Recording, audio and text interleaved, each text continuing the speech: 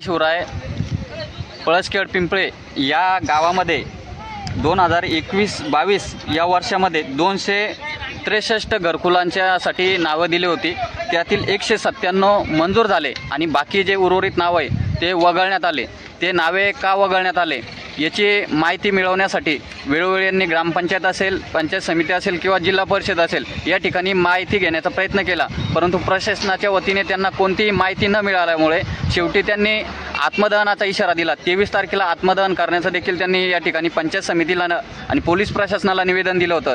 त्याची देखील दखल न घेतल्यामुळे शेवटी आज सकाळी 6 वाजेपासून पंकज पिंपळे हे गावातील पाण्याच्या टाकीवर चढून या ठिकाणी उपोषण त्यांचं आंदोलन चालू आहे आणि 12 वाजता त्यांनी या ठिकाणी आत्मदहनाचा इशारा दिला आहे। तरी देखील आतापर्यंत प्रशासनाच्या वतीने त्यांची कोणतीही दखल घेण्यात आली नाही आणि प्रशासनाच्या वतीने त्यांच्याकडे कोणीही देखील आतापर्यंत पोहोचले नाही।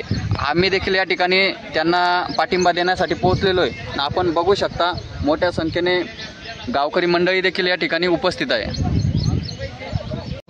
पळसखेड पिंपळे इथे पाण्याच्या टाकीवर आत्मदहनाचा इशारा पंचायत समिती व्हिडिओ साहेबांना अर्ज देऊन अजूनही ग्रामपंचायतनं माझी दखल घेतली नाही।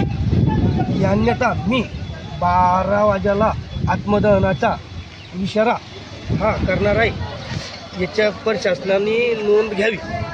अन्यथा 12:30 वाजता मी आत्मदहनाचं हे करेन, अर्ज देईल। बोला साहेब,